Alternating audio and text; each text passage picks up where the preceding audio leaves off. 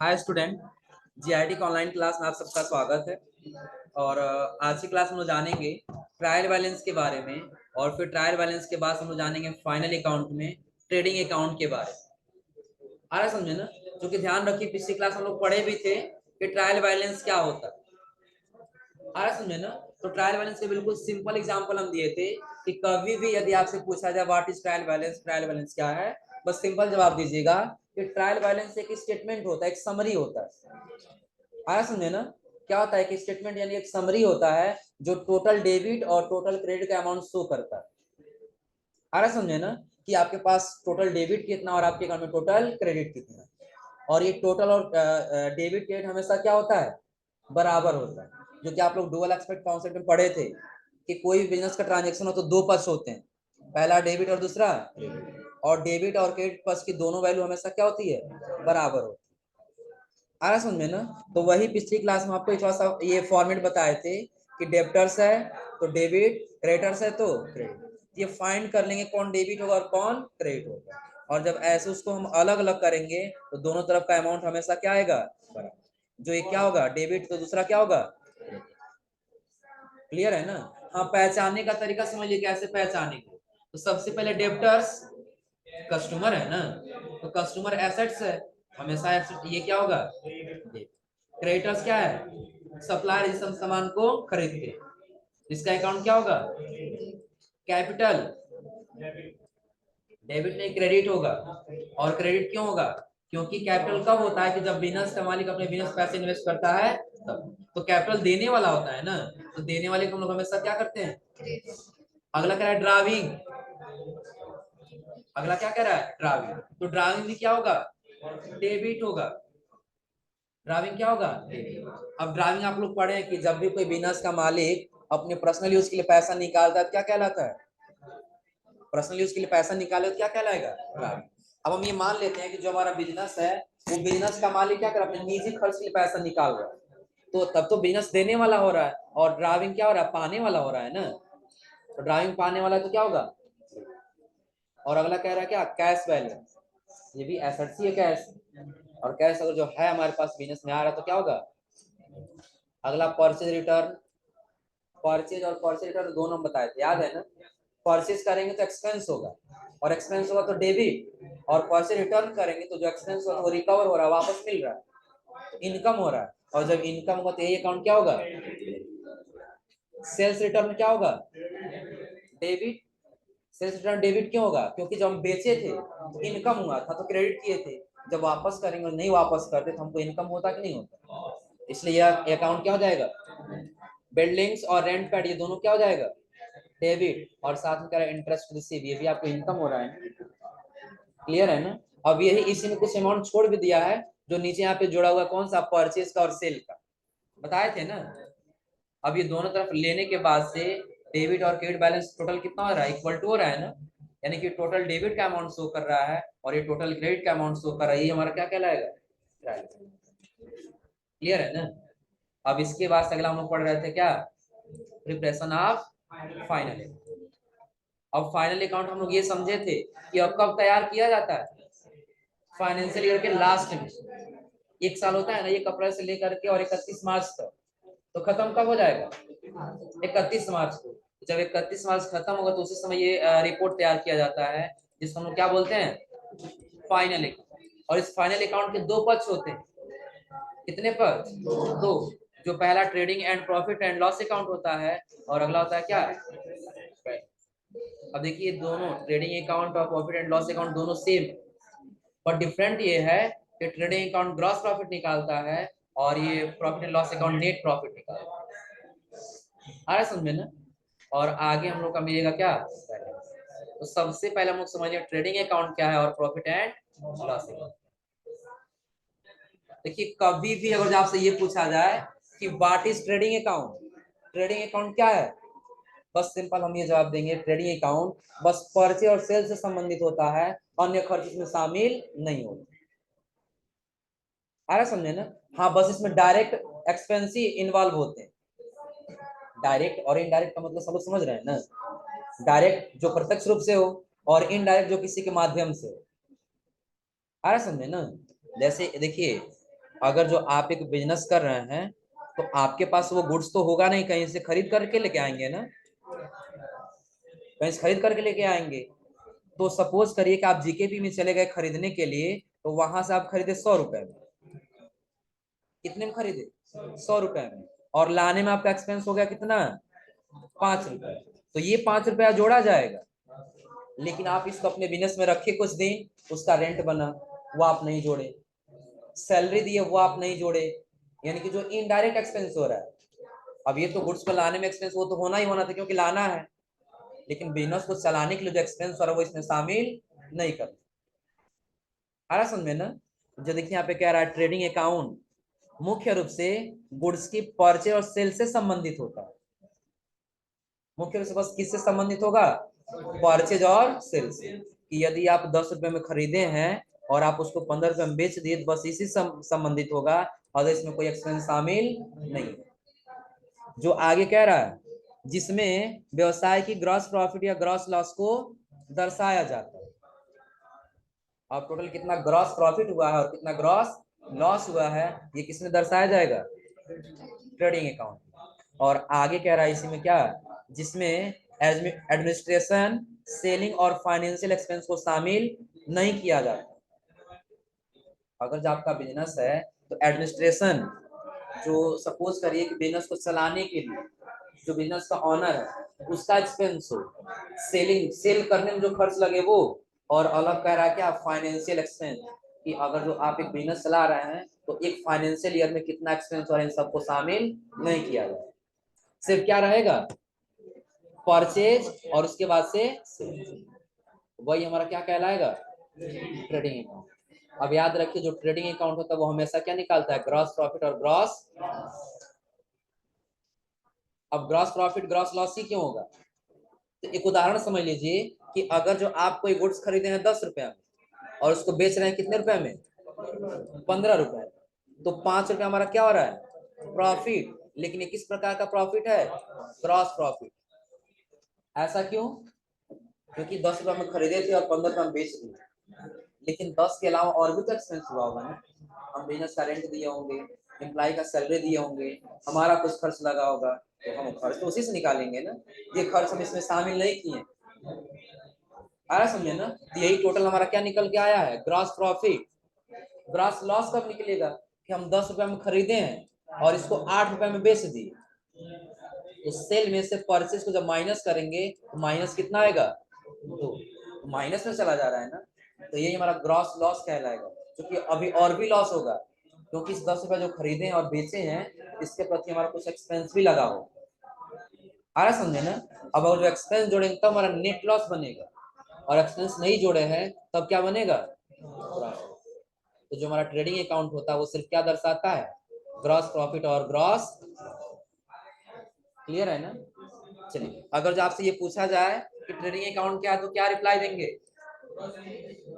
Trading account में कि trading account में हम यही जवाब देंगे कि जो हमारा बिजनेस है, बिजनेस में जितने भी ट्रेडिंग जो भी ट्रेडिंग अकाउंट होगा उसका मुख्य किससे संबंधित होगा? परचेज और सेल। इसमें कोई भी एक्सपेंस शामिल नहीं किया जाएगा।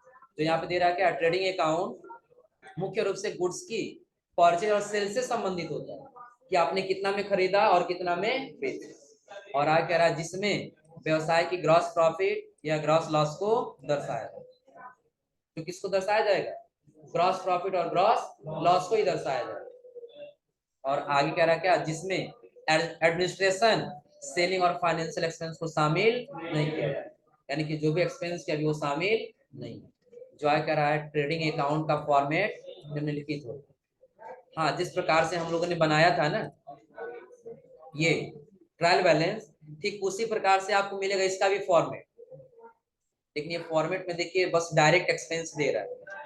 तो डायरेक्ट एक्सपेंस हम बताएं, बस आप उसको खरीदेंगे और लाने में जो मजदूरी या फिर जो भाड़ा है, जो चार्ज फ्रेट लग जाएगा, बस वही जोड़ा जाएगा, अन्य कोई एक्सपेंस नहीं जोड़ा जाएगा। जो आप कह रहा है टू ओपनिंग स्टॉक, ओपनिंग क्या है आप लोग पता है ना? क्या है ओपनिंग स्टॉक?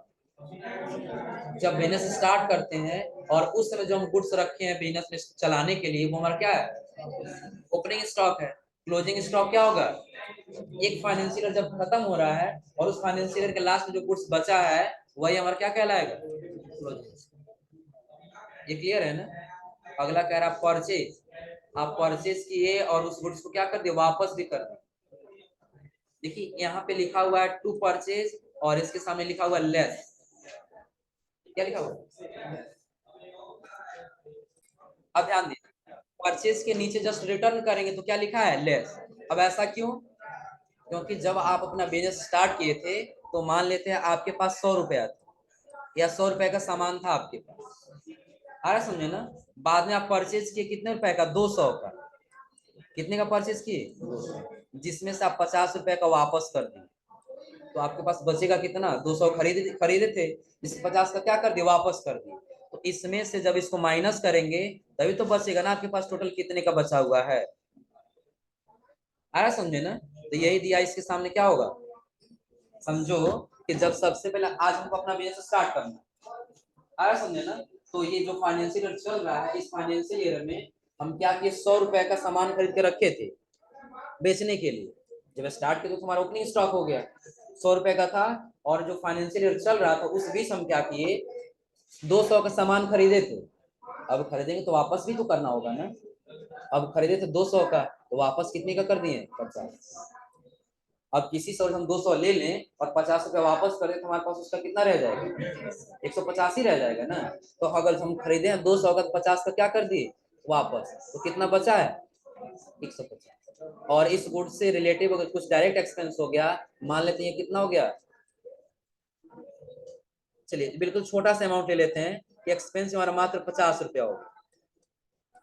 एक्सपेंस भी कितना हुआ, 50। तो यहाँ पे टोटल हमारा ओपनिंग कितना था, 100 रुपए, और हम टोटल परचेज कितने का कर ली, 150, क्योंकि 200 का किए थे जिसमें 50 क्या कर दी वापस, तो बचा कितने का, 150।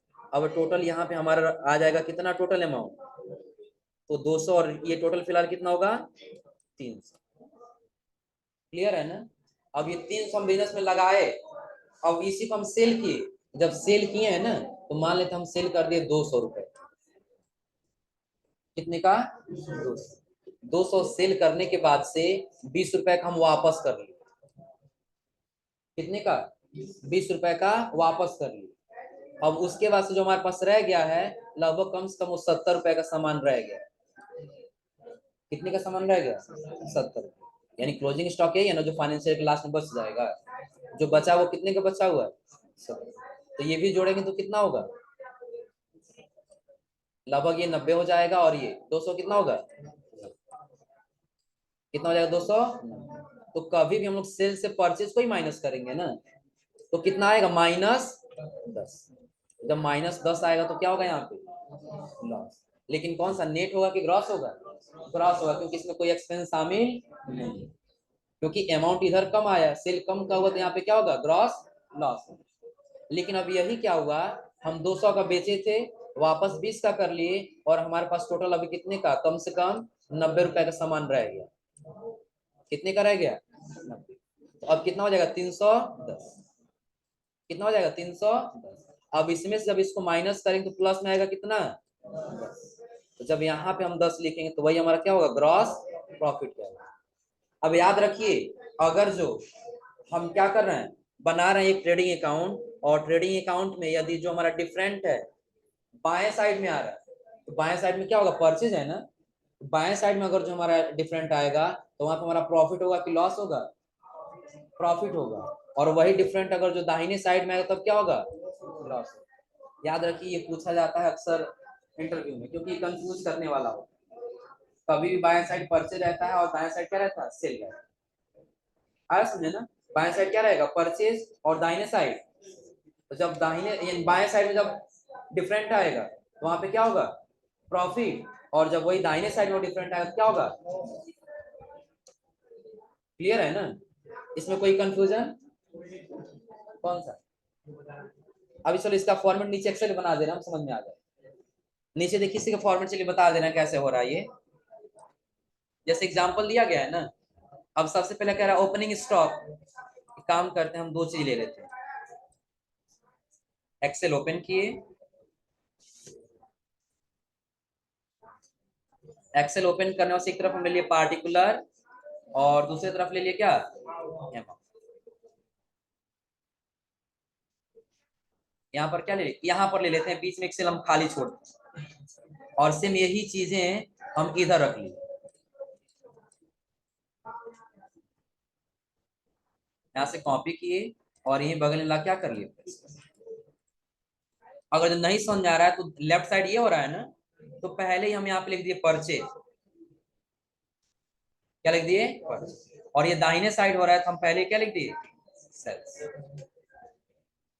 हो जाएगा ना। हाँ फॉर्मेटिंग, इसको बिल्कुल सुंदर दिखाने के लिए कोई फॉर्मेटिंग नहीं कर रहा है, जब आप लोग लैब में बनाएंगे तो फॉर्मेटिंग करिए। अब आप यहाँ से पहचानिए तो ओपनिंग स्टॉक किधर रहेगा, परचेज की तरफ रहेगा ना। ओपनिंग स्टॉक किधर रहेगा, परचेज की तरफ। हम इसको रख लेंगे किधर, कितने का है ये, 15,000 का है ना, हम दे दिए 15,000। ओपनिंग के बाद से अगला क्या दिया, परचेज, हम कितने का खरीदे हैं, 80,000 का सामान खरीदे, तो यहाँ पर दे दिए क्या परचेज, यहाँ पर दे दिए कितने का 80,000। अब आप सोच रहे हो हम यहाँ पर क्यों दिए, इसलिए दिए हैं क्योंकि परचेज रिटर्न भी हुआ होगा। क्या हुआ होगा, परचेज रिटर्न। तो अब हम क्या करेंगे, यहाँ से परचेज रिटर्न यही बगल में टाइप कर लेंगे, और यहाँ पर कितने का रिटर्न हुआ है 5,000 का, तो यहाँ पे नेट परचेज कितने का हुआ, हम वो अमाउंट लिखेंगे इक्वल टू सेलेक्ट करके माइनस, और इसको सेलेक्ट करके। अब आ रहा है समझ में, कोई दिक्कत इसमें। ओपनिंग स्टॉक बिजनेस में जब हम स्टार्ट किए कितना लगाए थे 15,000, 80,000 का खरीद लिए, लेकिन उस 80,000 में से हम 5,000 क्या कर दिए वापस कर दिए, तो बचा कितना हमारे पास। अभी समझ में आ रहा है ना। अभी हम सिर्फ किस साइड का रख रहे हैं, परचेज साइड का रख रहे हैं ना। अब अगला इसमें देखिए क्या दे रहा है, अगला दे रहा है इसमें सेल और सेल्स रिटर्न, ये किधर चला जाएगा, सेल वाले में चला जाएगा ना। हाँ फ्यूल, फिर दिया है कौन सा ये ऑप्ट्री, उसका से परमिस रेंट, और आगे दिया पैकिंग मटेरियल्स, वेजेस और इलेक्ट्रिसिटी एक्सपेंस। ये सारा एक्सपेंस हो रहा है ना। एक काम करते हम सबको एक जगह जोड़ लेते, डायरेक्टली हम एक दे दिया यहाँ पे क्या डायरेक्ट एक्सपेंस ही होगा ना, डायरेक्ट एक्सपेंस, और डायरेक्ट एक्सपेंस हम यहाँ पे अमाउंट लिख देंगे, कितना कितना लिखना है। देखिए सबसे पहले एक्सपेंस हुआ क्या फ्यूल के लिए कितना 500, प्लस ये ऑपरेटिंग एक्सपेंस कितना हुआ 800, प्लस अगला एक्सपेंस क्या दिया रेंट वाला दिया है ना, तो रेंट कितना हुआ 8,500, प्लस अगला कौन सा पैकिंग में कितना एक्सपेंस हुआ 2,000, प्लस 2, प्लस नहीं क्लोजिंग स्टॉक है ना ये तो उसमें किसमें चला जाएगा सेल्स की तरफ, क्योंकि गुड्स रह जाएगा। अगला क्या दिया है परचेज रिटर्न, ये तो हम लोग पहले से ही ले चुके हैं। हाँ वेजेस मजदूरी है कितने रुपए का 7,000, प्लस एक और रह जा रहा है क्या इलेक्ट्रिसिटी एक्सपेंस कितने का 1,200, तो टोटल एक्सपेंस हम कितने का कर दिए। अभी हम बिजनेस को चलाने के लिए 15,000 पहले लगाए थे, 15,000 पहले कितना लगाए थे 15,000, और उस फाइनेंशियल ईयर में हम 80,000 का खरीदे जिसमें से वापस कितने का कर दिए 5,000, अब रह गया था कितने का 75। अब ये इतने का सामान बेचने में हमने एक्सपेंस कितना कर दिया, लेकिन बिजनेस से रिलेटिव नहीं उस गुड से रिलेटिव हमने एक्सपेंस किया। आया समझे ना। अब हमको देना है किधर का सेल्स की तरफ, सेल्स की तरफ के क्या सबसे पहले हम सेल किए कितने का, सेल कर दिए यहाँ पे 1,25,000, हो जाएगा ना। अब इसमें से इस जो सेल किए थे उस सेल को रिटर्न भी कर दिए कितने रुपए का 8,000,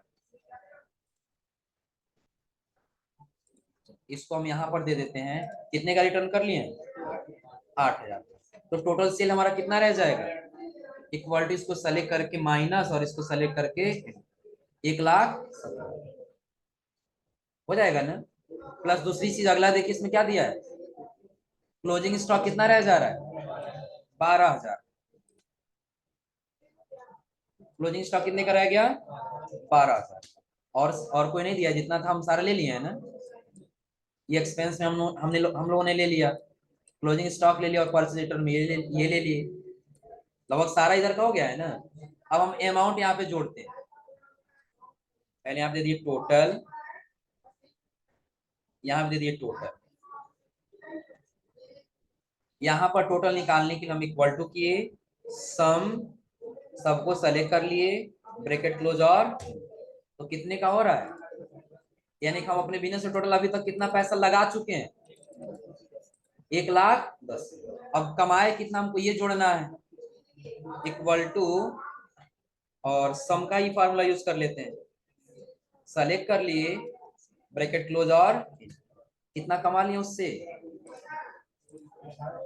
हाँ उससे कितना हम इनकम कर लिए, टोटल 1,19,000। अब आप खुद बताइए डिफरेंट किधर आ रहा है,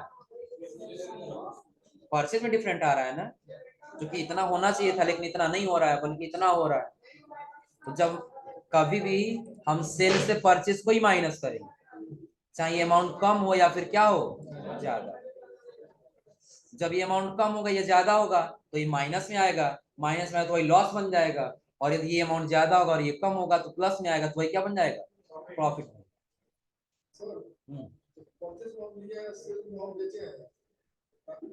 कौन सा, तो प्रॉफिट ही निकलेगा। अब कैसे प्रॉफिट निकालेंगे समझ लीजिए, तो बाएं तरफ ये डिफरेंट है ना, डिफरेंट तो इधर ही आ रहा है ना, आ रहा समझे ना। अगर जितना पूरा करना हमको सेल के बराबर, तो डिफरेंट किधर आ रहा है, इसी में आ रहा है ना। अगर जो इधर आ जाएंगे इसके बराबर करो तो ये अधिक हो जाएगा, तो उसे हमारा इसको पूरा करने में लगाना पड़ेगा ना, फिर वहां पे क्या होगा, लॉस होगा। अब इसको कैसे पूरा करेंगे, तो आप इक्वल टू करिए, सेल में से माइनस कर दीजिए किसको, परचेज को, क्योंकि आप अगर 10 रुपए का खरीदे हैं और 20 रुपए का बेचे हैं, तो जितना बेचे उसको उसमें से जो परचेज को उसको माइनस करें तभी तो प्रॉफिट निकलेगा ना। तो ये हम सेल में से परचेज को क्या कर दिए, माइनस, बता रहा है कितना एक्स्ट्रा हो रहा है, डिफरेंट 19,000। तो यहाँ पर हम लिखेंगे ग्रॉस प्रॉफिट, क्या लिखेंगे, ग्रॉस प्रॉफिट, और यहाँ अमाउंट टाइप कर लेंगे, कितना हो रहा है, 19,000। क्या दोनों तरफ का अमाउंट अब बराबर हुआ है, अब आ रहा समझे ना। अब यही अगर जो डिफरेंट अगर जो इधर होता, यानी कि इधर अधिक होता और इधर कम होता, तो अमाउंट हमको इधर दिखाना पड़ता, माइनस में आता, तो वही क्या हो जाता हमारा, ग्रॉस लॉस। अब क्लियर हो रहा है ना। तो अभी हमारा अभी हम लोग जो ट्रेडिंग अकाउंट पढ़े हैं, तो ट्रेडिंग अकाउंट कैसे काम कर रहा है ये लगभग क्लियर हो रहा है ना, जो क्या बताएगा, ग्रॉस प्रॉफिट और ग्रॉस लॉस। कोई दिक्कत इसमें, इसमें आप लोग लैब में जब जाएंगे ना, तो आप लोग ऐसे ही एक फॉर्मेट बना करके ट्राई कर लीजिएगा, नहीं उससे यही बना कर ट्राई कर लीजिएगा, जो नीचे इसका सॉल्व करके भी दिया है, दिख रहा है यहाँ पर ना, समझ लीजिएगा। और जो नहीं समझ में आएगा तो अगली क्लास में आते ही सबसे पहले ये पूछ लीजिए, क्लियर सबको ना।